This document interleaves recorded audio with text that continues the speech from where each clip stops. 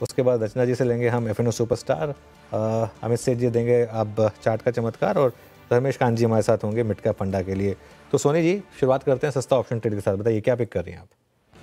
अनुज जी, यहाँ पे सस्ता ऑप्शन में रेकमेंड करना चाहती हूँ। ट्रेंड पे 4800 की पुट ऑप्शन मार्च सीरीज की यहाँ पे बाय कर सकते हैं।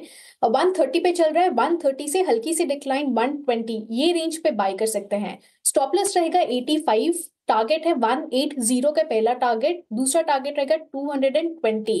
और ट्रेंड पे मुझे लगता है कि आज एक फ्रेश ब्रेकडाउन दे रहा है चार्ट्स पे, और यहाँ पे मुझे लगता है कि पोजिशनली मार्च सीरीज में टुवर्ड्स 4500 लेवल्स को टेस्ट कर सकता है। सो यहाँ पे 4800 की पुट ऑप्शन मार्च सीरीज में पार्टिसिपेट कर सकते हैं। ठीक है, सस्ता ऑप्शन के लिए ट्रेंड फिलहाल बाई है। अब एफएनओ सुपरस्टार के लिए चलते रचना जी के पास। रचना जी बताइए आपका एफएनओ सुपरस्टार। जी, एफएनओ सुपरस्टार के लिए हम एक अटेम्प्ट भारती में ही कर सकते हैं, जहाँ पे आज सुबह से इतना मोमेंटम बना हुआ है और एक छोटे से एसएल के साथ अभी 1643 पे है। अगर 1637 ही इसमें होल्ड कर गया एज अ स्टॉप लॉस, तो may be this counter can show us levels of 1655 and 60। Okay, तो ये हो गई रचना जी की ट्रेड। अमित सेठ जी आपका ट्रेड?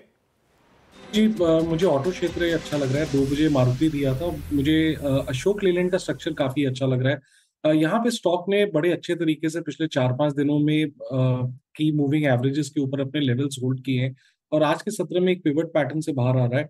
लगभग 227 का प्राइस है। टारगेट्स रहेंगे 233 के और स्टॉप लॉस रहेगा 224 रुपीज का।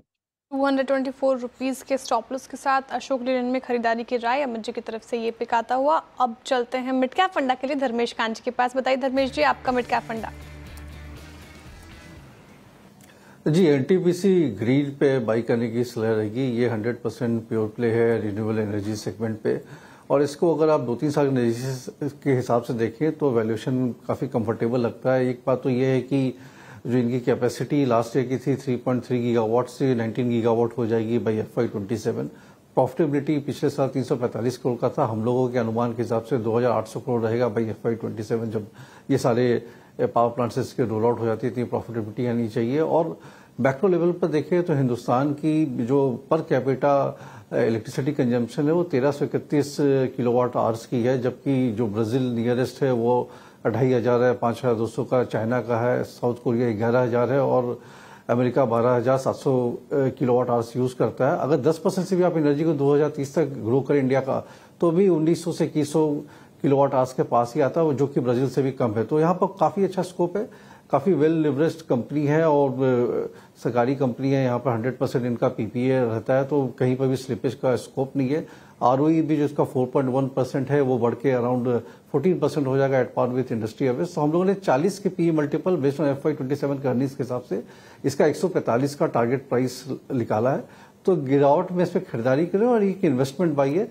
जैसे जैसे नंबर्स आएंगे तो रीरेट भी होता रहेगा यह स्टॉक। ठीक है, एनटीपीसी ग्रीन एनर्जी फिलहाल मिड कैप फंडा के लिए धर्मेश जी को पसंद आ रहा है। अब चलिए सारी पिक्स हो गई पूरी, एक बार स्क्रीन पे रखते हैं।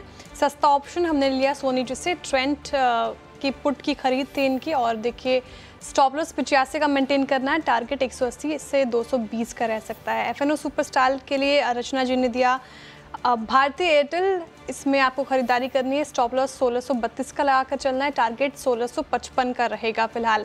अमित जी ने दिया अशोक लेलैंड, चार्ट का चमत्कार, यहाँ पे खरीदारी की राय 224 का स्टॉप लॉस और 233 के टारगेट के लिए फिलहाल इसमें आप खरीदारी कर सकते हैं। मिड कैप फंडा एनटीपीसी ग्रीन आया धर्मेश कांत जी की तरफ से बाय, टारगेट 145 का आपको यहाँ पे देखने को मिल सकता है। तो फिलहाल ये हो गई